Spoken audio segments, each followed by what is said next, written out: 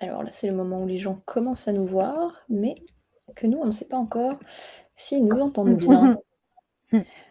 Du coup, les premiers qui nous entendent, dites-nous s'il vous plaît, si vous nous voyez bien, si vous nous entendez bien, si tout va bien.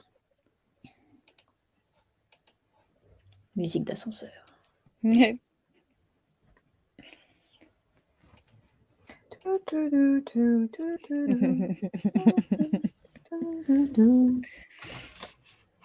Si ça se trouve, toutes les personnes présentes sont en train de faire la vaisselle en même temps et vont pas dire: «Ah si, alors il y a Zvi qui nous entend». OK, Ah, super. cool. Très bien. OK, super. Eh bien, bonsoir tout le monde. Alors du coup, nous sommes ici ce soir pour vous parler d'un film, qui sort actuellement au cinéma, qui s'appelle She Will, réalisé par Charlotte Colbert et donc voilà, c'est un live de la sororité au cours duquel nous aurons la chance de pouvoir recevoir donc dans quelques minutes, Charlotte Colbert et Alice Krige, qui est, l'actrice principale du film. Donc Jess, si déjà tu veux peut-être nous présenter rapidement ce film?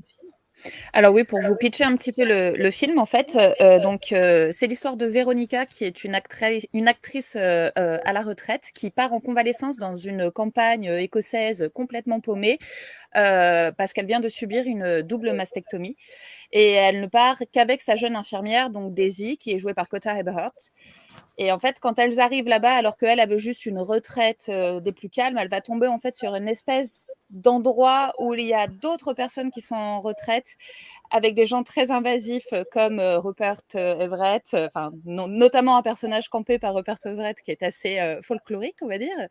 Et du coup, elle va aller s'isoler dans un des chalets qu'il y a à côté. Et là, l'énergie de la terre, en fait, qui est dite chargée en fait des cendres des sorcières brûlées là par centaines des siècles auparavant, va lui redonner vie, va lui redonner une nouvelle énergie. Et on voyage en fait comme ça entre l'onirisme, sa guérison et surtout un problème qui remonte à l'enfance, au début de sa carrière, où là, pour le coup, Malcolm McDowell a son importance, puisque du coup, il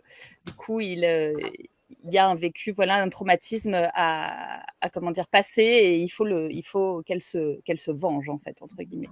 On peut dire ça comme ça. Désolée, je suis très mauvaise pour pitcher. Ça va devenir Mais non, une c'est très évidence bien. encore pour tout le monde. C'était très bien. Ouais, si on veut. Léo, est-ce que tu peux nous dire un mot de Charlotte Colbert? Mais avec plaisir. Alors, Charlotte Colbert, c'est donc son premier long métrage. Mais avant ça, elle a évidemment fait beaucoup de choses.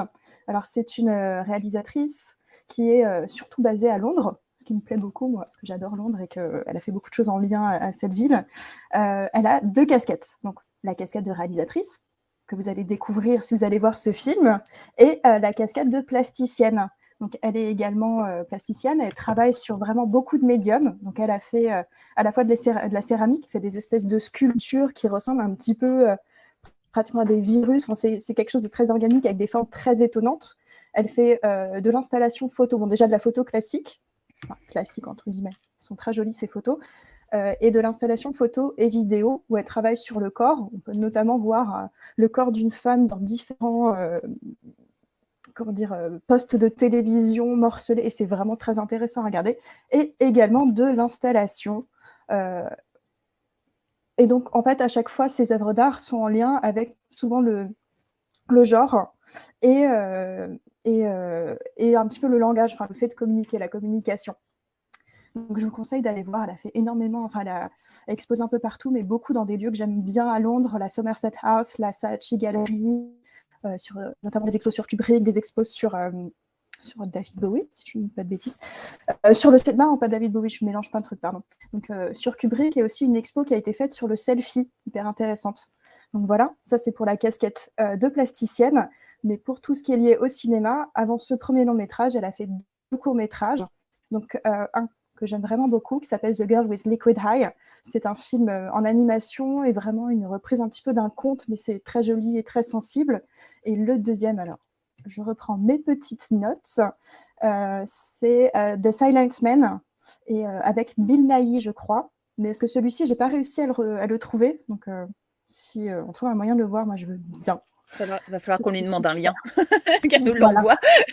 Je veux bien. Et vraiment, elle a une carrière très intéressante. Elle est encore très jeune et elle a fait déjà beaucoup de choses que je trouve passionnantes personnellement.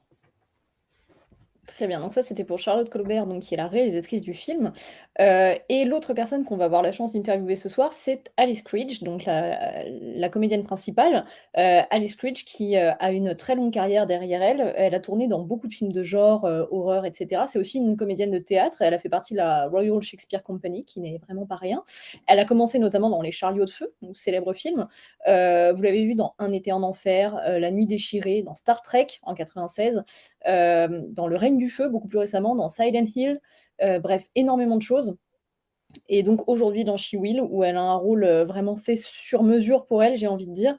Donc voilà, c'est à peu près ce qu'on peut vous dire pour vous présenter le film. On va bientôt les recevoir. Et précisons aussi maintenant peut-être qu'après le live, une fois que, pas après le live, mais après l'interview, restez avec nous en live parce qu'on va vous faire gagner des petits cadeaux et notamment de quoi aller voir le film. Donc voilà, restez auprès de nous à ce moment-là. Et peut-être qu'avant qu'on nous donne le feu vert, on peut préciser aussi que l'autre partie de la sororité a aussi une activité ce soir. Les filles, si vous voulez en parler. Léo, Tu veux... Oui, alors pardon, ça a coupé, mais j'imagine que tu parles de ce que font une partie de la... C'est ça. Mince. Lyon, mais en fait, c'est Villeurbanne. C'est ça, c'était ça, parce que j'ai été coupée. Donc, Oui, c'est ça, oui. Et bien du coup, Mylène, Welcome to Primetime Beach, va présenter le film Piggy ce soir au Zola, en compagnie de Sam Kokai de la chaîne Vidéodrome. Et Piggy, c'est donc un film qu'on aime beaucoup et qu'on valide par toute la sororité, qui est à voir vraiment. Voilà, super duo pour un super film. Alors, je vois que Alice est dans les coulisses. Je ne sais pas si est-ce qu'on peut d'ores et déjà la faire entrer en scène. On va dire que oui. Oui, allons-y. Allez. Hello. Oui, on a tout. Hi. Hi, Alice. Hi, Alice. Thank you for being here with us. My pleasure. I'm just horrified that I can't speak French. I studied Latin at university, so forgive me. I'm very sorry. It's perfect. We try to be. Yeah. Great. Thank you. Thank you for inviting me. Thank you for being here. Pour les gens qui nous écoutent, juste du coup, Alice ne parle pas français, mais on fera la traduction à chaque fois. On traduira nos questions en français et en anglais et on traduira aussi les réponses. Et ben Charlotte est là. Salut! Charlotte.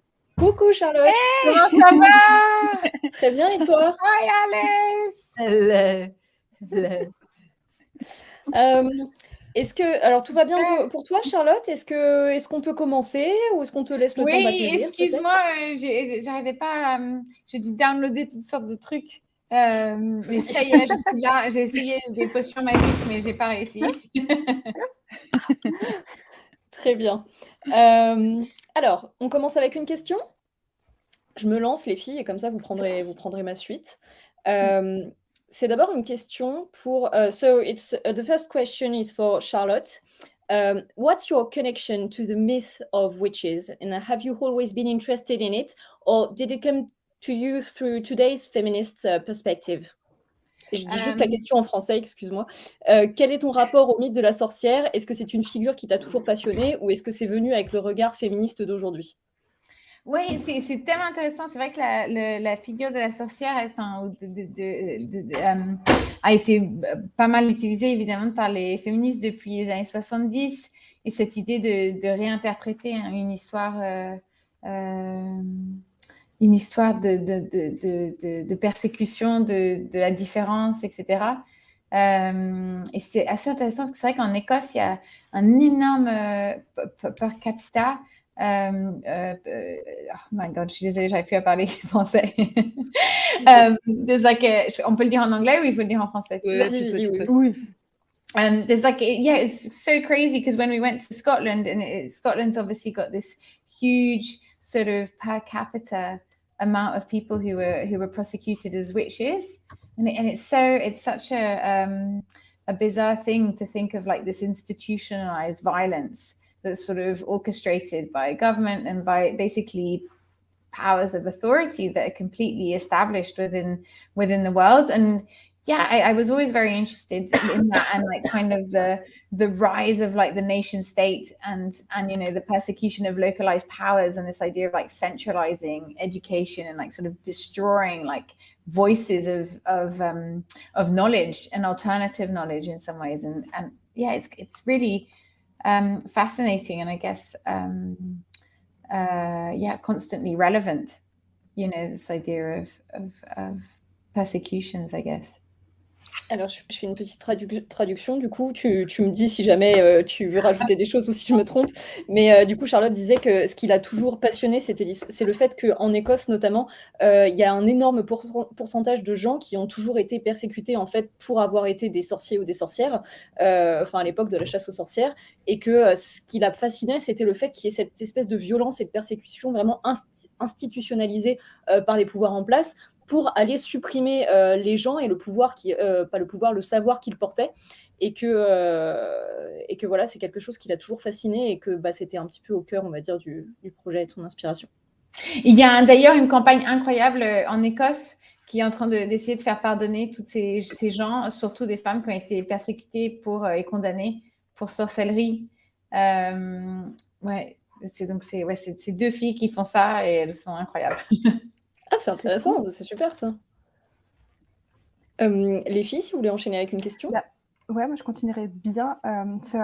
This is going to be a question for Alice. I'm sorry for my accent. I haven't spoken English in so many years. Okay. So you've played witches before, and I wanted to know in other movies, and Yes. I wanted to know if for this one it was different, and what was your process of work? Were there similarities and or differences between all these projects? And curiously, I've played a woman who burned witches, who persecuted, as well as playing 2 women who were accused of being witches. So the process was similar in that, I guess when I approach the character or am asked to find her,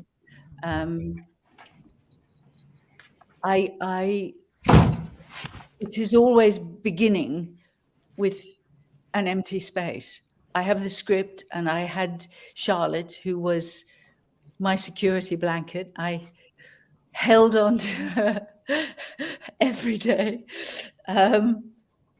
But to find her within me, you always start with an empty space. It's like stepping off the edge of a cliff. I have no idea what's going to happen or if I'm going to find her. And I just use every tool I can to hopefully find the trigger that makes her begin to live her own life, as it were. So it can be music, it can be paintings, it can be poetry, it can be a piece of clothing, it can be a conversation with someone. I just turn over every stone. And another thing I always do is to learn the script before I arrive, so that I know you could wake me in the middle of the night and I could say the lines for you. I do forget the lines sometimes on set, but that's just because I'm terrified, not because I don't know them. But in the instance of She Will, Charlotte was wonderful in that now you very rarely meet a director. You put yourself on tape, you send it away, maybe they'll say yes, maybe no, most likely no. But Charlotte wanted to meet me. She didn't want me to put the performance on tape for her. And that was a key part of, I think, enormous trust in Charlotte. And I hope you trusted me, Charlotte. But oh my God, yes. Because you gave me the role. But I don't know what you think, but I think that trust in each other was very, very, very important, because we worked very, very fast. We shot the picture in 5 weeks, just over 5 weeks, 5.5. It was very difficult to shoot physically, very challenging. But I felt as if I was sort of connected umbilically to Charlotte. It is the first time that I have seriously been directed by a woman. I've had women directors on one episode on one series and one episode on another, but series television is so difficult because the directors come in and out and you never get to establish a profound connection. And I think Charlotte and I were able to, and that was immensely fertile and creative. All I needed to do when Charlotte called cut was to look at her, and I knew that we had to go again, or maybe it was okay. So on She Will, that was a unique factor for me. I've had close creative relationships with directors before, but there was something very, I don't know, intuitive about the two of us as women, I think, that was very, very rich and creatively helpful. And also, Alice did this amazing thing. I mean, I've got to say, because when you were doing your Tai Chi in the forest, that is still one of the single most beautiful images that I've got. This is my next question. I'm sorry, which is when you just see conjuring like this power of the universe, and you could literally see it coming from the land, like within you, Alice. It was so amazing. Peut-être qu'on prend juste un petit moment pour traduire. Oui, je me permets juste de traduire très rapidement. Du coup, Léo a demandé, enfin, tu veux dire ta question peut-être en français, pardon. Oui, non, alors, Léo faisait remarquer en fait à Alice qu'elle a joué plusieurs personnages de sorcières, et du coup elle lui demandait si le processus était le même à chaque fois ou s'il y avait des différences, et donc Alice a dit que en fait oui, elle a déjà, en fait ce qui est marrant c'est qu'elle a déjà joué des personnes qui persécutaient les sorcières et qu'elle a déjà joué des femmes accusées de sorcellerie, et que du coup le processus reste le même, mais que du coup il est différent sur chaque projet parce qu'il induit une différence, parce qu'elle commence toujours d'abord par faire le vide en elle-même et essayer de se demander qui est le personnage. Et donc ça commence toujours par le vide, en fait, c'est ce qu'elle disait. Et que ce qui était intéressant, c'est qu'elle a pu rencontrer Charlotte pour ce projet, qu'elle dit que d'habitude, les réalisateurs ont envie de fonctionner maintenant par vidéo. On leur envoie des vidéos de soi, de casting. Et que là, Charlotte a tenu à la rencontrer. Donc déjà, ça, c'était hyper bien. Et que la manière dont elle travaille, elle, c'est d'apprendre absolument par cœur le script, enfin en tout cas son texte, quand elle arrive sur le tournage, parce que c'est une base de travail importante pour elle. Et qu'elle a vraiment considéré Charlotte comme étant son rocher dans la tempête, on va dire, et son repère pendant le tournage qui était très important pour elle. Et qu'est-ce que j'oublie ? Et que l'expérience sur les séries télé est très différente. Ah oui, et que surtout, oui, c'était la première. Oui, vas-y. Léo, un petit peu avant, on disait qu'à chaque fois que... Can I continue? Because I just realized that another incredible influence in the process was where we were filming. And I know that Charlotte did location recce after location recce, spent days and days scouring Scotland to find the right place. And actually, Charlotte, those forests, that is where those women were burned. They were burned in that location, and their ashes really were there, and you could feel it. Yeah, it's and incredible. I'm sure, it was when you said I was channeling. Well, that's what it felt like.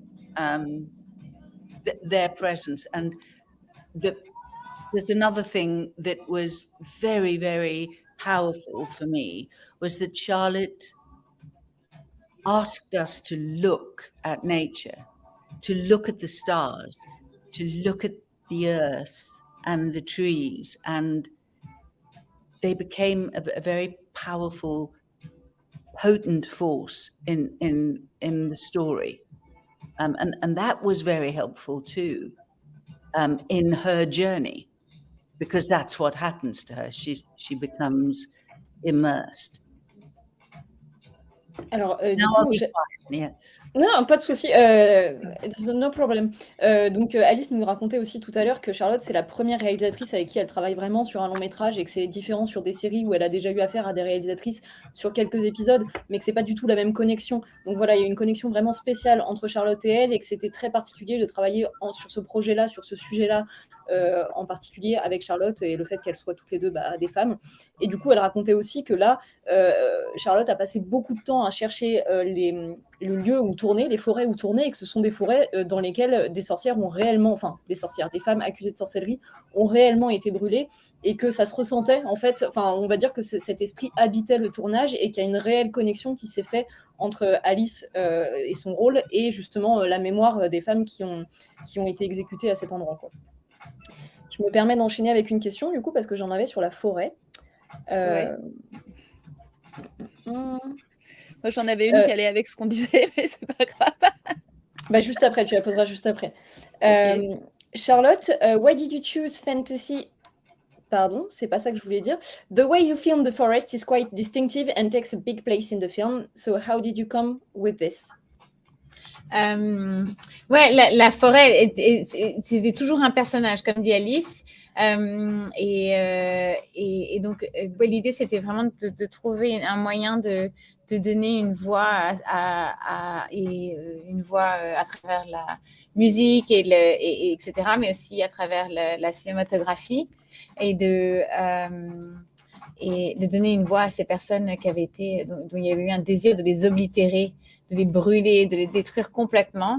Et cette idée qu'en fait, ashes, leurs cendres existent encore dans la terre et prennent partie, en fait, est super important. Et donc, oui, la nature devait toujours jouer un rôle important. Et dans le design du film, un peu le look du film, de trouver avec le cinématographe Jamie, de vraiment développer la langue du film et de choisir les lenses, etc., pour que ça soit vraiment, c'est ça, de donner la voix à la forêt, en fait, et à la nature, et à une nature qui prend parti, en fait, un peu. Absolument. Du coup, Jess ou Léo, vous voulez rebondir là-dessus? Je vais laisser Jess demander en premier, mais j'ai mais Léo, Léo, une question sur la cinématographie. Tu avais une question là-dessus, Léo, donc vas-y, je vais attendre. Moi. Après, I think it's going to be quite the same question, but I was really impressed by the cinematography, so Jamie Ramsey. And how did you come up with this kind of experimental shots? How did you work with your cinematographer to shot this? And by the way, I thought the black was so black, which is really hard to get on screen. So well done. Yeah, Jamie's amazing. So yeah, the cinematography was so important for the film because really wanted to create like a unique sort of look that existed in itself, like a fairy tale nearly, or something that really had an aesthetic and a world of its own. So with Laura Ellis-Cricks, who did like the production design, and Sean, who did the costume, and Giacchetti, who did the makeup, everything was like, the idea was to craft something like a world within a world in some ways that could really exist in itself. And so, yeah, so then there's like, you know, finding the locations, you know, really trying to push the aesthetic as much as possible, and then working with Jamie to determine like the language of the film, the visual language of the spirits, and like the movements of them and how that all would work. And then the experimental bits of sort of flashes of material and stuff, they were actually filmed in camera afterwards.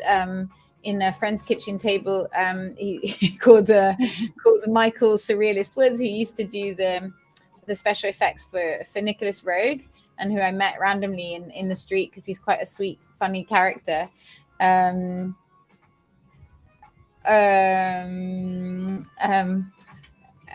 just seeing the comments. Like, oh my god, sorry. Yeah, so basically, so with him we did sorry, put me off trail. With him, basically he came in and sort of developed, created like all that incredible surrealistic stuff, basically going into the really tiny and the universal and connecting those two. Exactly. Tu peux nous faire un petit résumé en français, Léo? J'ai un petit peu de mal là. J'étais un petit peu bloquée par Parler aussi, bon. oui. Alors, non, mais sinon, écoute, on passe à la question de Jess. De toute façon, on pourra peut-être ajouter des sous-titres a posteriori. Oui, je pense, oui. Du coup, ma question va être pour Alice. My question is for Alice. I wanted to know how to approach the role of a woman who has just had a mastectomy. Je traduis vite fait. Je demande juste comment on aborde le rôle d'une femme qui a subi une telle intervention en fait médicale. I started off obviously Googling what actually happens, and then Jaquetta, who was the makeup and hair designer, said to me, "Oh, there are these websites where women support each other who've been through the mastectomies and talk to each other and give each other advice." And so I found these websites and visited them. And then I gathered together my courage and I asked a friend of mine who had had not a mastectomy, but a lumpectomy. But she's an amazing spirit. She's a very, very powerful woman. She's a fierce woman. She's also a very loving woman. Anyway, I asked her if she would mind telling me what it was like to discover that you had cancer and what happened, step by step. And she did. She laid it all out for me, and she was very happy to do so. I have another friend who also had breast cancer, but I somehow didn't think that it would be easy for her to talk about it. It was just a gut feeling, whereas I thought Jenny would. Anyway, when she finished telling me everything, she said, "But there's one thing you have to know. You have to rise like a phoenix from the ashes." And that was incredibly helpful to me because it was just so brave and defiant and courageous. She told me something that this typifies her as a woman. So she had to have these lymph nodes removed on one side, and the surgeon he told her all the ones he was going to take out, and she said, no, you're not going to take the sentinel, which is like the chief lymph node. She said, because that's what's going to make you well again. You're not going to touch that. And I'm not going to be put under anesthetic because I'm going to be watching you. And she did. She refused to have anesthesia. And she was brought in at 7 o'clock in the morning. She was meant to be first up. And the surgeon didn't get to her until 5 o'clock that evening. I think he thought he would wear her down, but he didn't know Jenny. So anyway, she stayed wide awake and she watched what he was doing on video. Yes, I mean, she is a fierce lady. And she's recovered. And I think it was that determination to rise from the phoenix, to rise from the ashes like a phoenix. And it was a very helpful image for me going through. Yeah. Wow. Du coup, j'essaie de traduire un petit peu. Donc, Alice, du coup, a demandé, en fait, a déjà regardé sur Internet, en fait, qu'est-ce que c'était réellement qu'une mastectomie, et a pu également être mise en contact et aller voir des sites Internet où il y avait plus d'informations et à quoi ça ressemblait.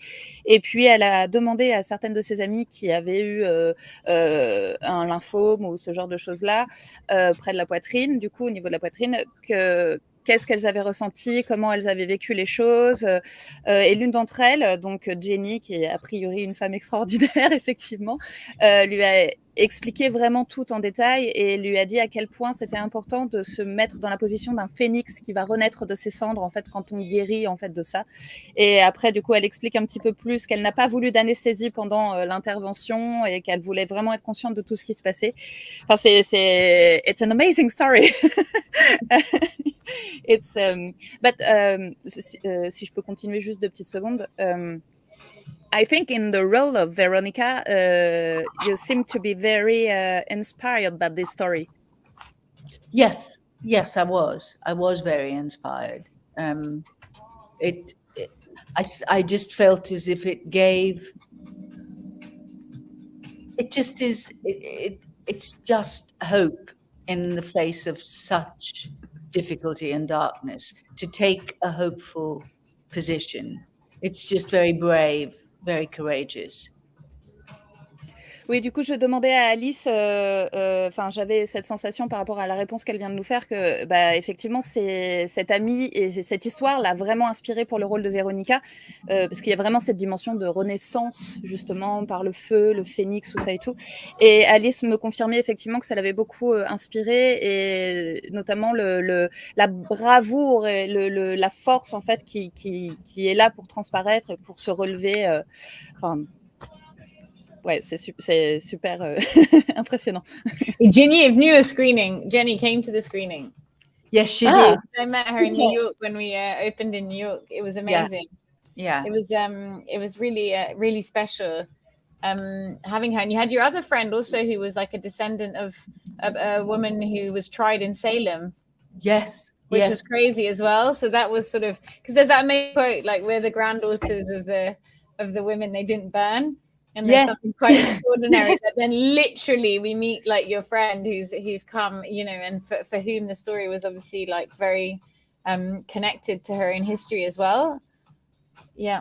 And she actually told a wonderful story about this actual woman who was tried and was burned outside Salem.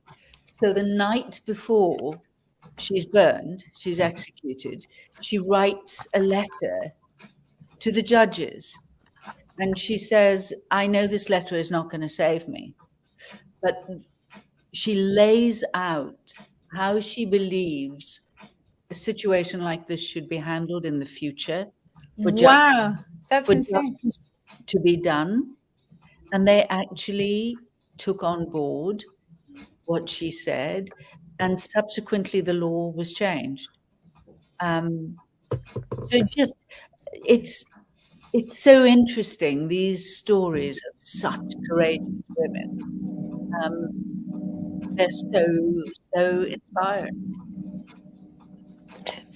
C'est incroyable. Enfin, du coup, oui, Alice racontait aussi qu'elle a une amie, et Charlotte le disait aussi, qui est venue à la séance voir le film, qui est une descendante d'une femme justement exécutée lors des procès de Salem, donc assez incroyable, et que c'est la femme justement exécutée à cette époque, qui a été brûlée à cette époque, a écrit une lettre la veille de son exécution pour dire que même si ça ne la sauverait pas, cette lettre, voici ce qu'elle pensait en gros sur la manière dont elle pensait que ce genre de problème, on va dire, devait être réglé à l'avenir. Et il se trouve que ce qu'elle a dit a été pris en compte et que ça a changé la manière de traiter ce genre de cas par la suite. Donc, assez dingue. J'enchaînerai bien avec une question. Je ne sais pas, Léo, je ne veux pas non plus te doubler. Non, vas-y, je t'en prie. Une question pour Charlotte. Donc, la question que j'ai failli poser par erreur tout à l'heure. Why did you choose fantasy and horror to tell a story about very real things such as abuse in the film industry? Yeah, it's interesting. It felt like, in some ways, I guess the story is very much about sort of Veronica's trauma, and it felt like in some ways the most I guess, authentic way of portraying trauma or experiencing trauma, for that matter, is definitely horror. Also, like, it's very, there's that crazy thing with PTSD is that it always happens in the present. It completely breaks your notion of time and space, you know, as a linear thing. Not that anyone probably ever experiences time as linear, but maybe, I don't know. So in some ways, like, it always felt like truthful to that journey and that character and that experience and what was happening to her. And I just, find it, the genre is really interesting because it's very creatively freeing as well.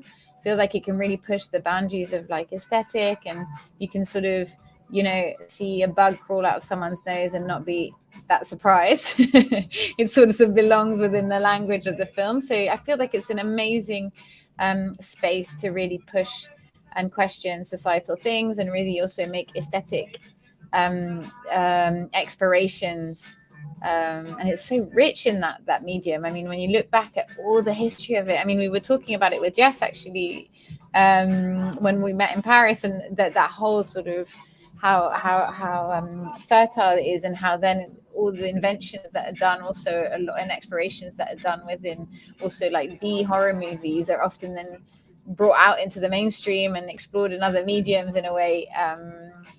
So yeah, creatively, there's a lot of, we were talking about Coma, because I watched Coma, which is done in like 76, and you can see that definitely Kubrick would have watched it before doing The Shining.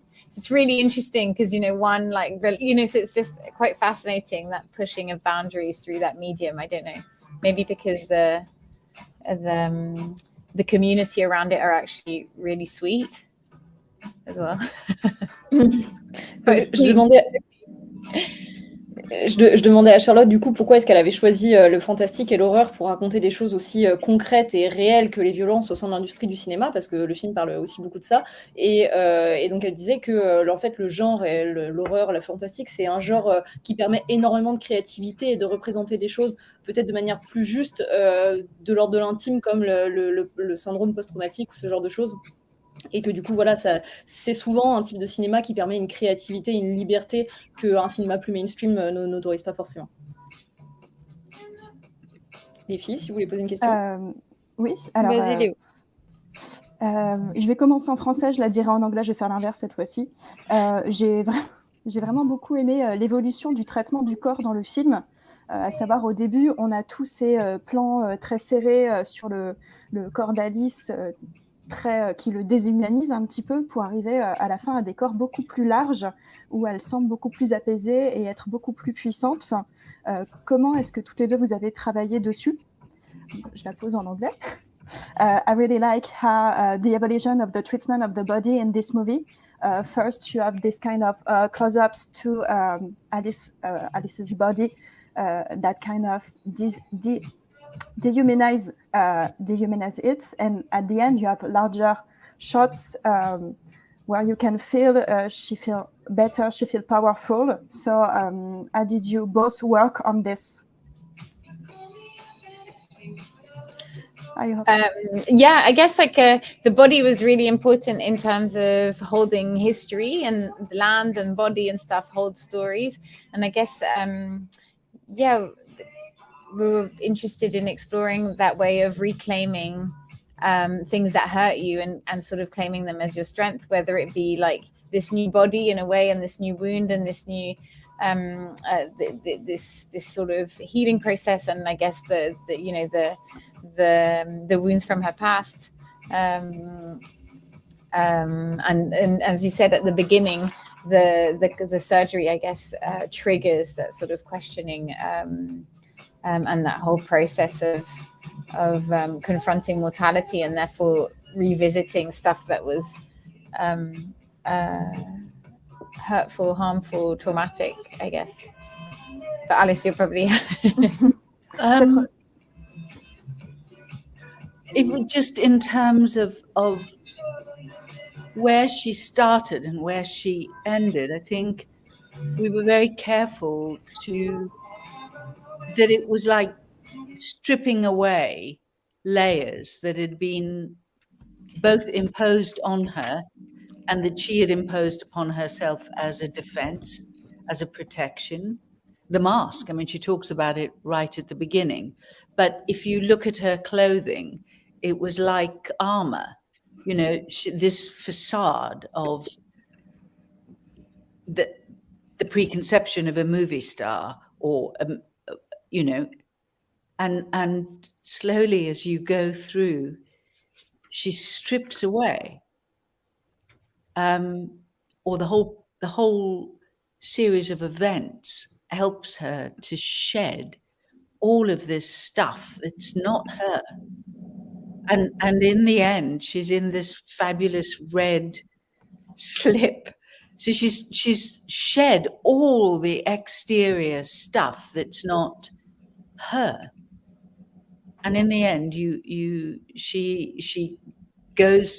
find her on the train going back, and she's in this flaming red slip, with Desi's jacket over her. And it's like she's released from a prison. Step by step, she sheds everything that is constraining her and imprisoning her, not only physically, but mentally and emotionally as well. So it's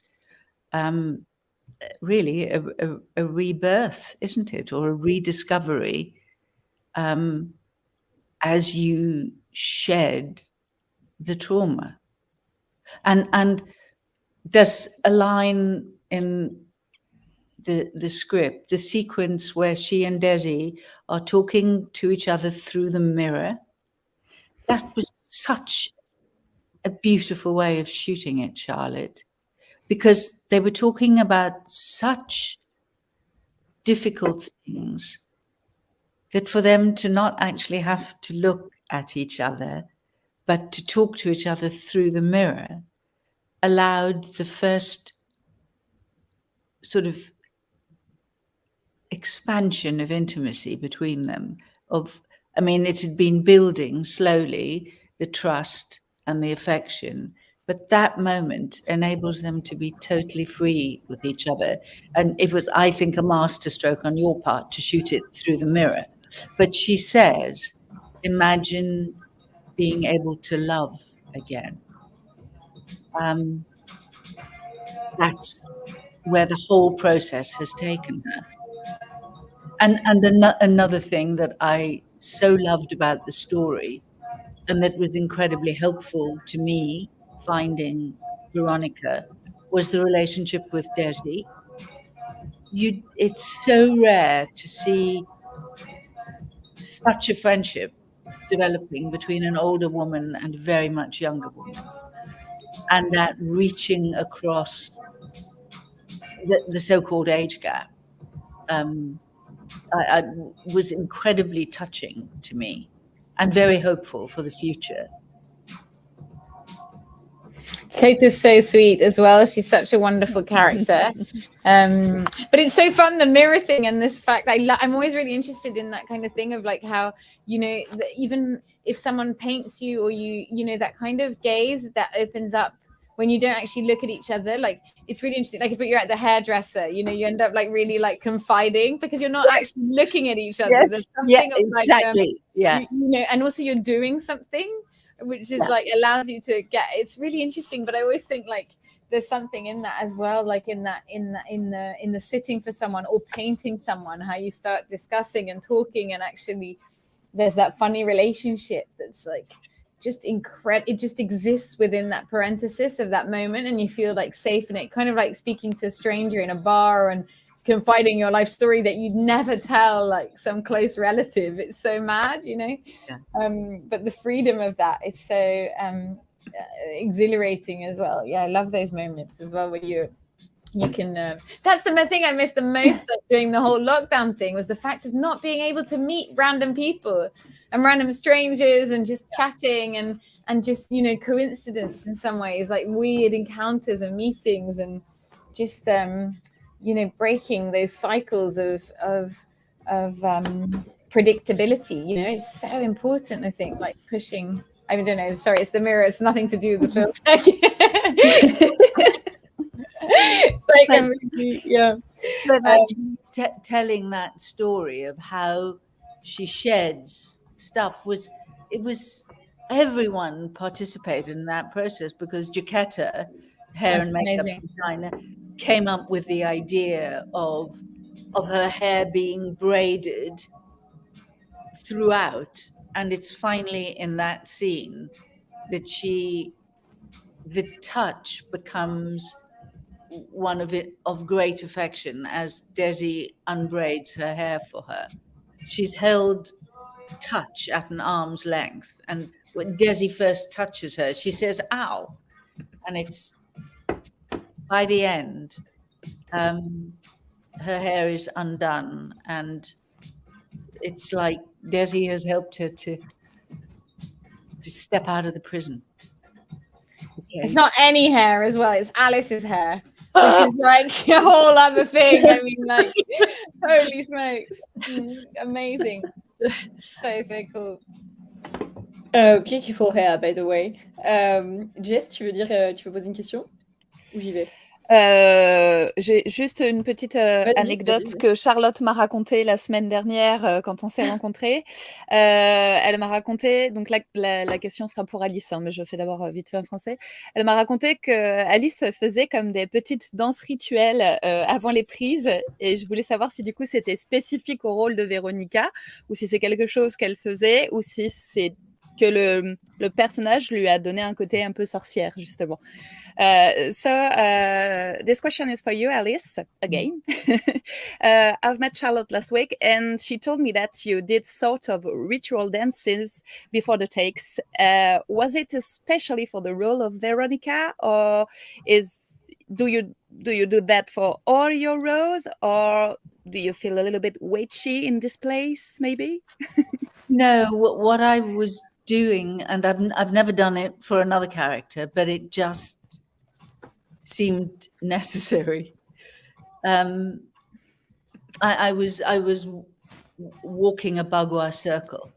Bagua is I'm sure my pronunciation is rubbish. It's a Chinese martial art. Okay.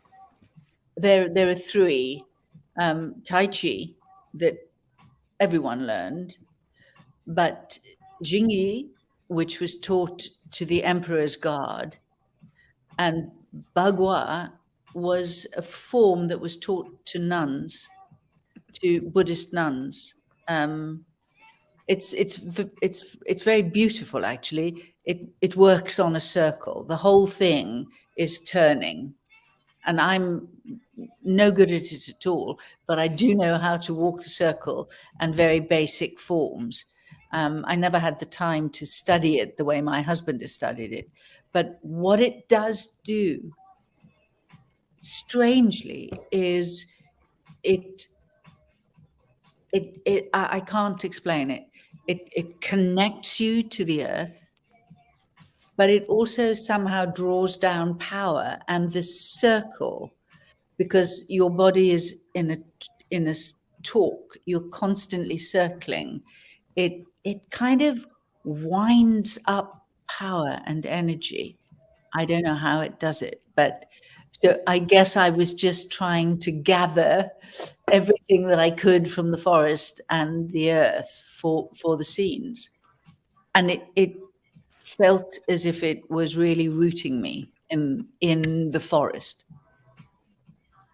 And grounding you as well. You had Yeah. this amazing sort of presence, and yeah. It just works with energy, with chi.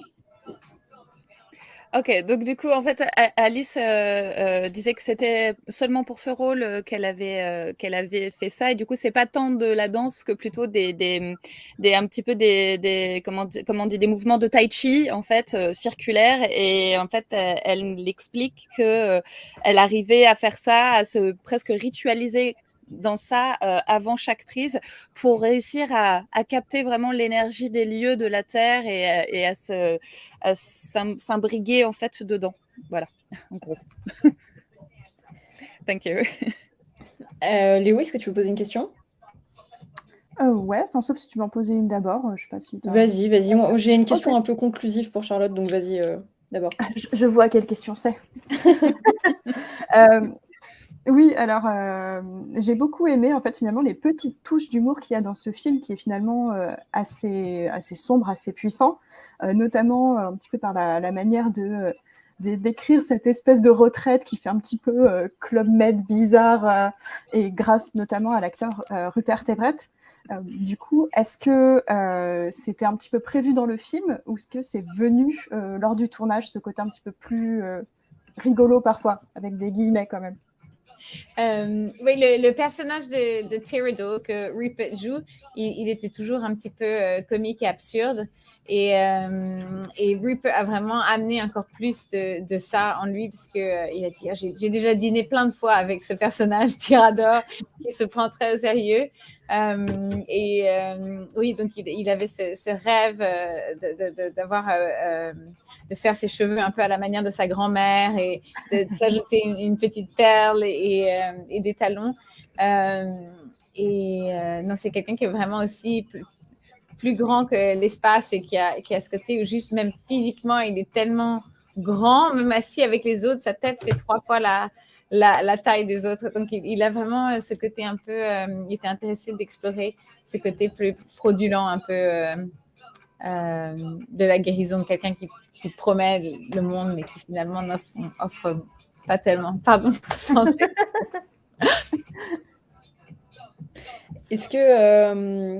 Est-ce que éventuellement je pose une dernière question, les filles? Je veux pas vous brider si vous voulez encore. Non, moi ça me Non, moi c'est bon, Ok. je te remercie. Donc une dernière question. Du coup, pour les deux, do you have a new project in mind, Charlotte as a director and Alice maybe as an actress, together or not? And will it be horror films or genre films? I think Alice should be in a Marvel film. That's what I think. I want to see, Alice is a superhero. And I think she'd have it in you. Yes, yeah, that would be amazing. But what do? Other projects coming up. Some projects coming up. Cross your fingers and toes. And Alice always lots of amazing things happening, because Alice also does plays and theatre and produces and is just a miracle worker all around. And Charlotte, do you want to keep with doing horror films, genre films, or not especially? I'm quite. I love all sort of genres, and I'm very into fairy tales, and sort of probably drawn to the gothic, but yeah, I mean, yeah, it would be interesting. Like if the next was a roaring rom-com, but yes, so probably yes, more in the gothic realm. Okay. Alice, do you want to add something? I'm working with 2 other producers on 2 films. As a producer, I will act in them as well, but that's not the point. And it's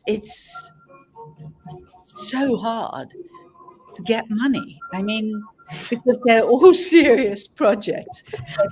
Just putting together the deal is the most miserable process.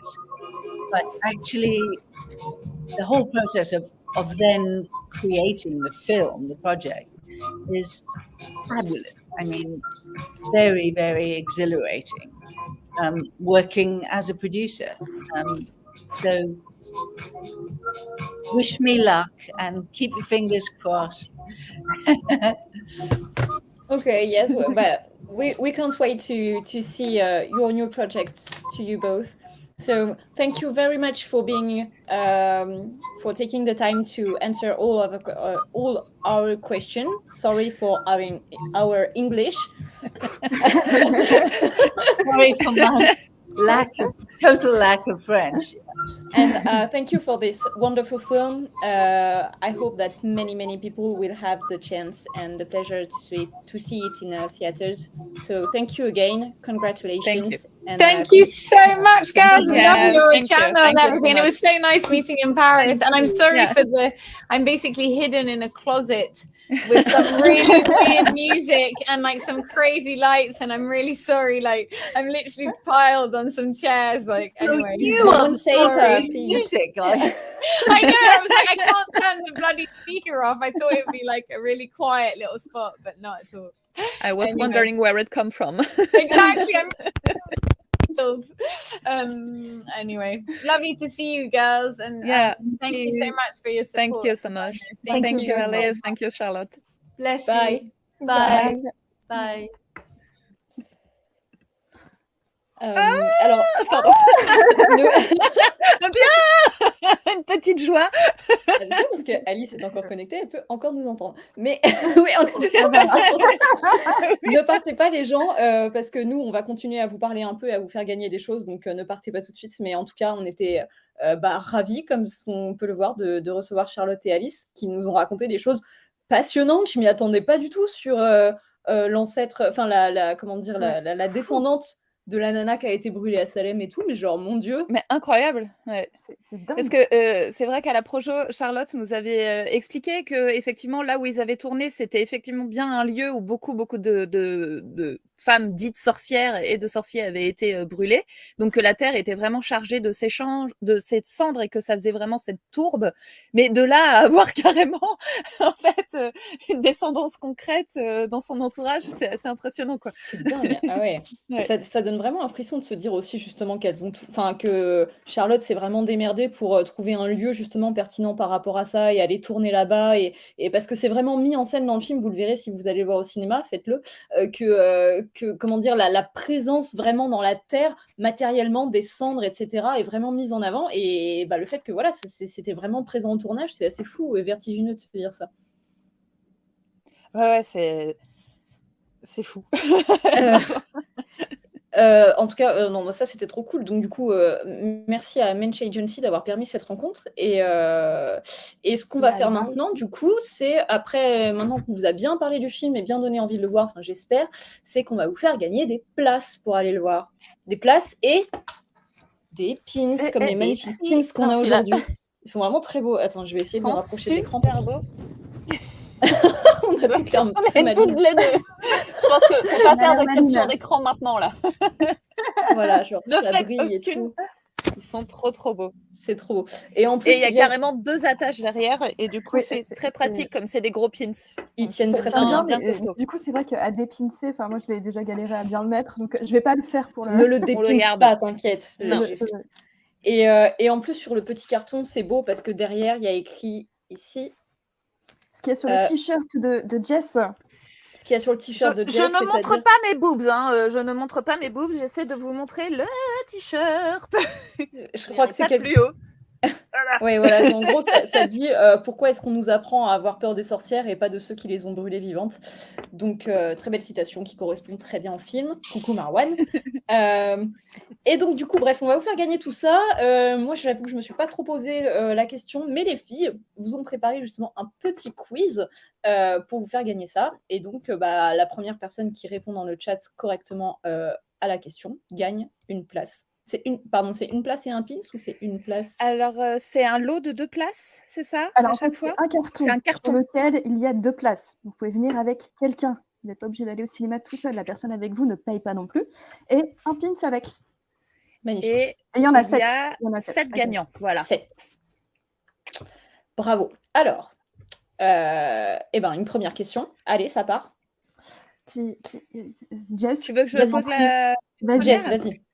Alors, je fais pas forcément dans l'ordre, mais je vais les surligner les filles, comme ça on va éviter de faire des doublons. Alors, Ok. dans quel autre film sorti récemment Alice Krige a-t-elle interprété une sorcière? Première personne qui répond a gagné. Il faut se dépêcher. Tout le monde est en train d'ouvrir Wikipédia. Mais grave, le premier qui ira sur l'Internet Movie Database et compagnie. On va voir qui est à l'aise avec on a un gagnant. On a un gagnant. Bravo, Mandarin Fou. Donc, mandarin fou. Du coup, tu notes sur Je le note au doc, passage, ouais.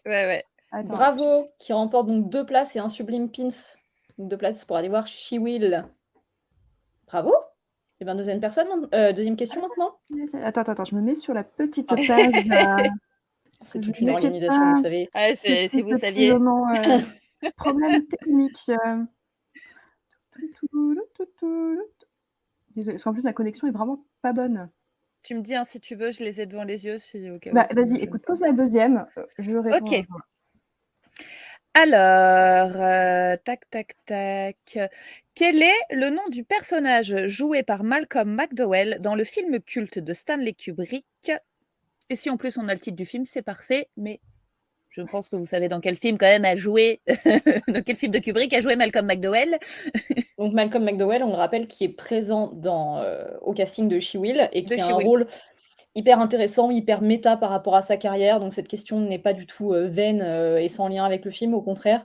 C'est un aspect très très curieux du film et très culotté, je trouve aussi, que j'espère que vous saurez apprécier.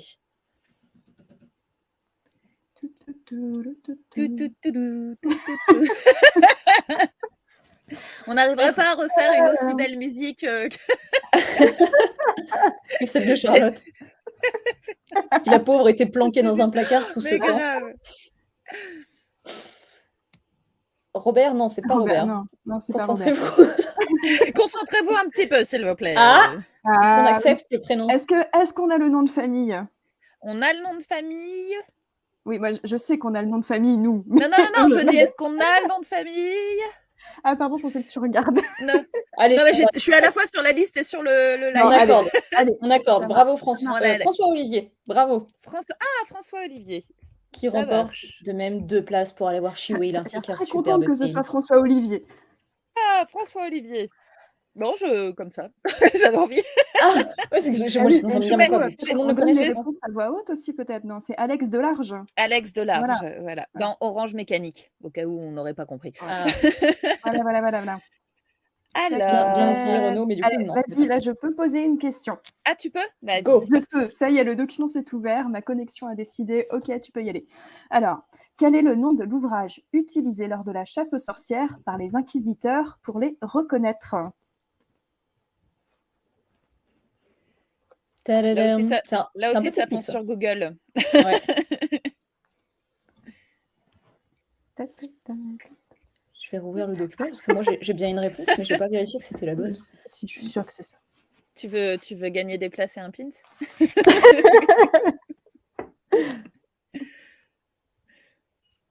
Peut-on répondre à la question? Je répète la question pour ceux du fond qui n'écoutaient pas. J'aime beaucoup l'humour du capitaine Jim. Quel est le nom de l'ouvrage utilisé lors de la chasse aux sorcières par les inquisiteurs pour reconnaître les sorcières?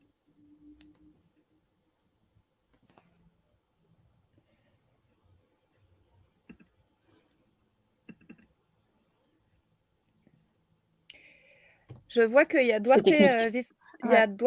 qui dit qu'il a la réponse, mais trop loin pour aller voir le film. Et au pire, tu peux... Enfin, s'il a la réponse et qu'il va en faire profiter quelqu'un d'autre, je ne sais pas. Éventuellement. C'est pas cela. Non, c'est pas le Necronomicon, c'est pas la Bible. Ah, Marjorie. On est d'accord que c'est ça, hein? Oui, c'est ça. Bravo, le Malleus Maleficarum. Je te laisse noter, Léo? Yes. Marjorie the Angel qui remporte 2 places et un pins. Bravo. Et d'ailleurs, pour qu'on puisse vous les envoyer, peut-être qu'il va falloir que vous nous envoyiez un petit email, non? François Olivier, il est au Québec. Eh bien. Ça marche le courrier, hein. Oui. De toute façon, oui, je pense qu'il faudra qu'on fasse, qu'on leur donne peut-être l'adresse de la sororité à ce moment-là pour que oui, leurs coordonnées. Vos adresses. On vous dit ça après. On mettra dans le chat l'adresse. Je vais la mettre en commentaire. Ouais. Tu refais une question, Léo, du coup, pour qu'on fasse. Bon. Oui. Alors,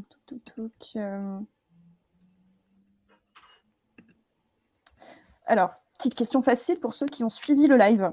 Alors, quelle est l'autre activité artistique de Charlotte Colbert?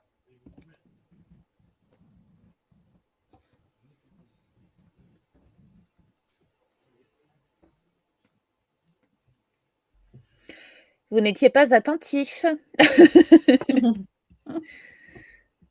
C'est l'interro, là. Attention.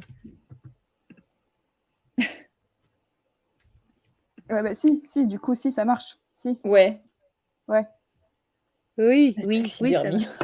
La taxidermie. Donc,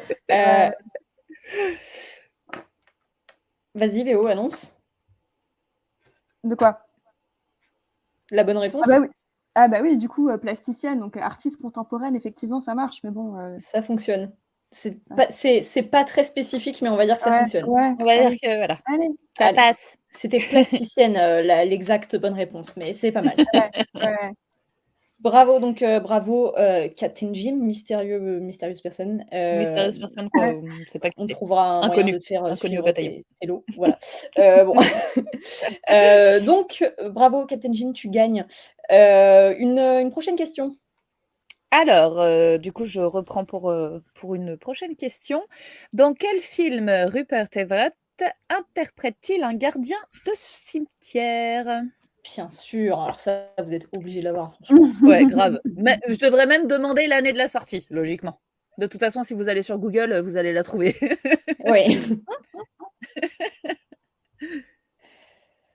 Alors, dans quel film le charismatique, mystérieux, ténébreux, assez sexy Rupert Everett interprète un gardien de cimetière? Ah, ça y est. Ah, on l'a.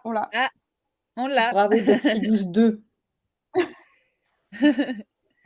Charlotte Bravo. m'a raconté. Je me permets sur Rupert de raconter une petite anecdote que du coup Charlotte m'a dit l'autre jour, c'est qu'en fait il vient tout le temps avec son chien sur le tournage, donc il y a tout le temps son petit toutou avec lui. Ah, trop bien. Ouais, c'est trop chou. Ah, putain, moi, quand je serai homme bien.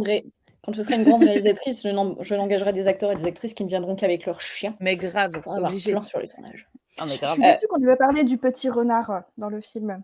Ah quand oui, même. le petit renard, c'est vrai, j'avoue. Ah, le petit renard, petit? Oui. Petit renard. Bon, le Petit petit renard bien portant.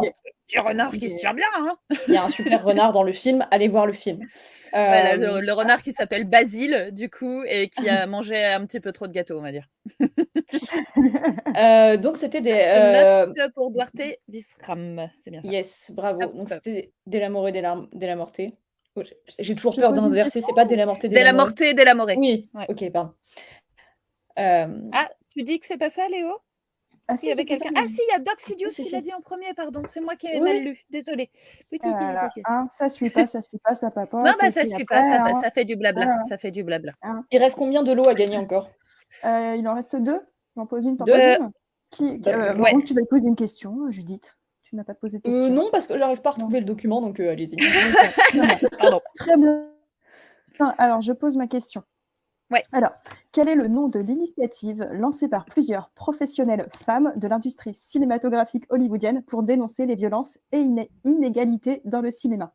Putain, c'était long. Hein. C'est une vraie question. Répète peut-être des fois que, vaut mieux 2 fois qu'une. Du coup, quel est le nom de l'initiative lancée par des actrices pour dénoncer les inégalités Ah non, ça c'est pas MeToo. Les inégalités dans l'industrie du cinéma hollywoodien. Attention. Parce que MeToo, c'est plus général. Oui. Mais c'est dans l'idée. Il faut arrêter les jeux de mots, Captain Jim, là, entre le tout tournage et... Un tout tournage, j'avais pas vu. Oh putain. Tout tournage, c'est magique.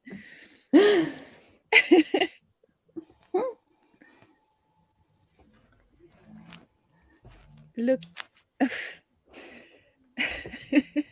Quelqu'un? Non? Quelqu'un, Non, non? Vous avez pas compris la question? Ils n'ont pas compris la question. Non, mais j'essaie, je réfléchis peut-être à des indices. Alors, je peux faire un indice stupide. Fais un indice stupide. C'est également le nom d'un jeu de société un peu stupide. Ah, Docteur Maboul. Docteur Maboul. Mais oui, mais bien sûr. Qui, oui, mais Captain Jim met un sacré indice. Ah,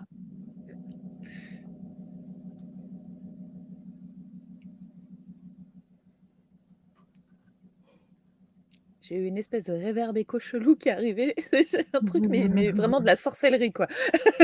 bah, sinon, tant pis, on donne la réponse. Et comme on a des questions de sécurité, tant pis, parce qu'on va pas, En même temps, faire. je l'avais enlevé ma question de sécurité parce que je trouvais qu'elle était même plus difficile que celle-là. Donc, Ah, bon, ouais, sinon on pose des questions.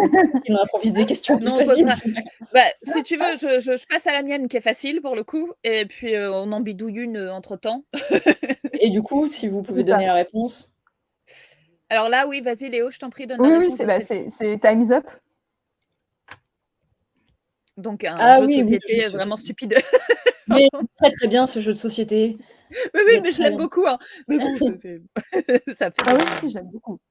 Je veux dire que par rapport à la structure de la question, qui est quelque chose de très sérieux, effectivement, le jeu à côté passe quand même pour quelque chose d'un peu plus stupide. Voilà. Alors, donc, une autre question, puisque celle-ci n'a pas du coup abouti, on va dire ça comme ça. Alors, comment s'appelle la trilogie de Dario Argento qui a à peu près la même thématique que le film She-Will, dont il est le producteur? Oui, parce que c'est Dario qui est producteur. Il est Là, producteur logiquement, du film She-Will. Oui, du mais producteur du film réalisateur du She-Will. film dont on cherche la trilogie, C'est enfin le nom ça. de la trilogie. C'est ça. Parce que sinon, c'était souvent son Bravo, frère. ça y est. Ah, bah Ah, où dites ça donc. Je l'ai pas vu. Duarte ou Duarte, je ne sais pas comment on prononce ce mot. Visran. Ah oui. Des J'avais pas trois Ouais, vu. mères. la Bravo. trilogie des trois mères, Ouais. Je effectivement. vous renvoie J'avais. d'ailleurs sur la vidéo de Mylène de la chaîne Welcome to Primetime Beach, qui est une passionnée de Dario Argento et notamment de ces films-là, et qui a fait une excellente vidéo dessus. Alors, moi, j'ai pas fait de vidéo, mais je suis fan aussi. Oui, oui, d'accord. On ne va pas citer toutes les personnes fans de Dario Argento ce soir. Bah, Mais vas-y, on commence. Alors, Mylène, voilà. pas toi, non, ça c'est clair, pas toi. Alors, je note du coup. Tac. Bravo. On rappelle que du coup, les Et gagnants, bravo. envoyez-nous un message à l'adresse Bah, mail qu'on affiche là en commentaire pour qu'on puisse, pour que vous puissiez nous donner vos coordonnées et qu'on puisse ensuite vous envoyer vos lots, bien sûr. Et donc, Duarte dit qu'il fait don de son gain à la première personne qui se manifestera, puisqu'il est trop loin pour aller voir le. Bah, allez, alors, le film. allez-y, du coup, dans le chat, la première personne qui dit Précipitez-vous. moi je. Moi je sais bien. Manifestez-vous, vous remportez le don de. Je sors. Hein? Mais non, mais Eh. attends, Captain Jim, on attend que la première personne se manifeste dans le chat pour remporter le lot de Duarte. Manifestez-vous, sinon je vais chercher une planche Ouija. Donc vous faites un truc, mais on n'est pas obligé de vous invoquer quand même là. Qui veut des places? Qui veut... Tout le monde est parti manger en fait, c'est ça l'idée, non? Il commence à faire faim. Hein. On finit toujours nos Donc, lives avec l'estomac dans les talons. Et pourtant, Il faut savoir qu'à chaque fois qu'on coupe le live, relativement la première chose qu'on se dit en général entre nous quand on reste connecté un peu ensemble encore quelques minutes après, c'est j'ai faim. Mais grave, j'ai faim.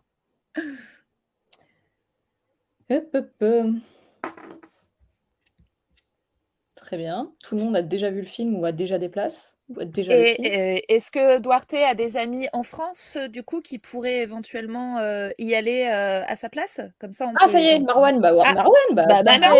Marwan. Ouais. Bravo, Marwan. Bon, bah, Marwan. Voilà, Bon. quand même. Ça reste Super. dans la famille.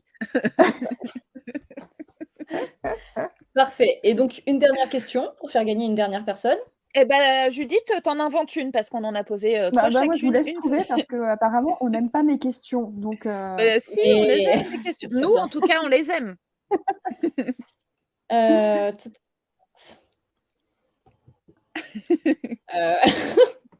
Juste une petite colle comme ça. Qui a écrit la pièce sur les procès de Salem qui a été adaptée en film avec Daniel Day-Lewis et Winona Ryder? Qui est l'auteur de la pièce originelle?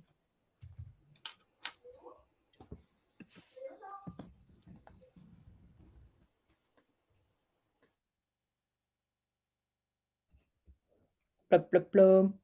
Donc ça s'appelle, en français, ça s'appelle Les Sorcières de Salem. En anglais, ça s'appelle The Crucible. Ouais.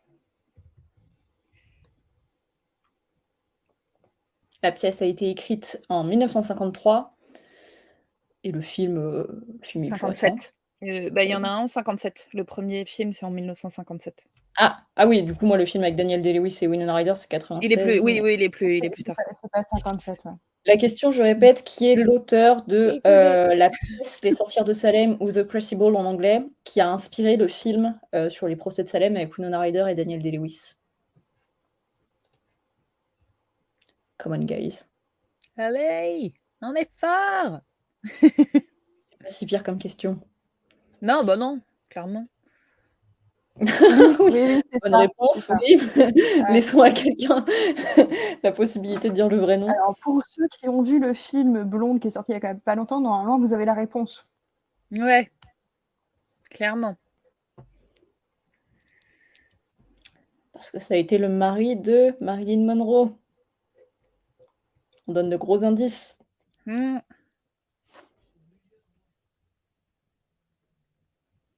Et puis le prénom, c'est le prénom de comment dire? Bah oui, mais au bout d'un moment. Sinon, il y a Molka pas qui pensé proposait Camelot. une super question, à savoir citer juste 2 autres films de sorcières, comme ça. Ah ouais, pas bête. Peut-être qu'on va juste donner Merci, la réponse. Molka. Oui, la réponse, pardon, c'était Arthur Miller. On va maintenant citer juste 2 autres films de sorcières. 2 autres films de sorcières. Oh, quand même. Ah, puis là, Non, vous oui, pouvez non, faire je suis juste en train de réfléchir auxquels je citerais pour citer des bons films de sorcières. Mais Faut ouais, passer pour il y en a une plein. intello qui ne va pas citer que les trucs trop communs. Exactement. Il y a une image à défendre, on est sur ma chaîne YouTube. Voilà, il y a une image de marque à entretenir. Désolée. Ouais.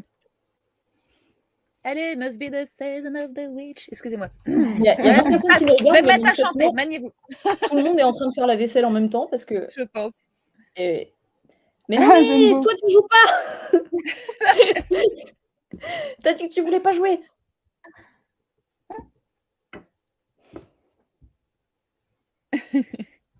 Bah, sinon, tant pis, hein, on fait que 6 gagnants. Voilà, tant pis. Mais ça veut dire que les 20 personnes qui sont en train de nous regarder sont toutes en train de faire la vaisselle plutôt que d'écrire des choses dans le chat parce que. Il y a les gens qui osent pas aussi. Genre, je sais que mon meilleur ami il regarde tous nos lives, mais soit il marque des bêtises, soit en fait son chat marche pas. À chaque fois, il m'écrit après. Genre, allez, meilleur ami de Jess, manifeste-toi. Bah ouais, là, le Strud. Bon, on reste à 6 gagnants, on va pas faire. Oui, on va pas rester là. Écoutez, sinon, ce qu'on peut faire, le temps qu'il y ait des gens qui se réveillent, on peut peut-être demander, parce qu'on a une petite nouveauté quand même. Oui, absolument, pardon. Juste comme ça. Heureusement qu'elle le dit.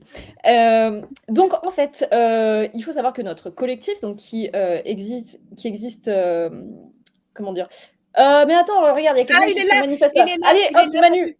Manu, dépêche-toi. Donne des noms les plus simples, on s'en fiche. Comme ça, tu gagnes. C'est la personne qui a écrit un commentaire. Vas-y, tu gagnes. C'est ça, ça va être tous les gens qui sont là, ils veulent passer pour des intellos, du coup, ils cherchent des trucs très compliqués, alors que la question est très simple. Alors que c'est tellement simple. Allez, on s'en fiche. Donc, on a qu'à dire Manu. Allez, hop, il gagne. Parfait. Allez, donc, Manu, t'as gagné. Les gagnants, écrivez-nous encore une fois à l'adresse qui s'affiche en bas de l'écran pour qu'on puisse récupérer vos coordonnées et vous envoyer vos lots. Donc, n'oubliez pas de nous écrire. On peut pas passer que par YouTube. Donc, c'est capital pour que vous puissiez remporter vos cadeaux. Et donc, la nouveauté dont on voulait parler, donc sachez que la sororité, c'est un collectif qu'on a créé il y a quelques temps maintenant, mais qu'on vient tout juste d'acquérir le statut d'association et qu'on a plein de choses à faire, à organiser. Donc il y a des lives comme on fait déjà régulièrement qui prennent du temps, qu'on est ravis de pouvoir vous présenter, mais qui sont une certaine organisation. Et surtout récemment, on a aussi organisé un événement au Point éphémère à Paris, où on a accueilli pas mal de créatrices, une petite quinzaine de créatrices qui ont tenu des stands pour présenter et vendre leurs différentes créations en lien avec le monde du fantastique. C'était trop bien. On a aussi, suite à ça, donné une table ronde et proposé une projection du film Carrie au bal du diable. Donc, on est absolument ravis de créer cet événement et on espère beaucoup en faire d'autres. Le truc, c'est que ça prend beaucoup de temps, d'organisation. Parfois, on y est aussi de notre poche, etc. Sur ce genre de choses qu'on a envie de créer. Donc, tout ça pour dire qu'on a voilà, un QR code à vous proposer. Si jamais vous voulez soutenir notre association, puisque désormais nous sommes une association, avec ce QR code, vous pouvez en fait nous faire un don, tout simplement. Peut-être enlever le petit truc, là, l'adresse Gmail, parce que j'ai l'impression que ça coupe le QR code. Pardon. Ah, Je crois, hein, non Exa. Attends. Comment je fais? Je vais y arriver. Plou, plou, plou. You can do it. Voilà. Tada!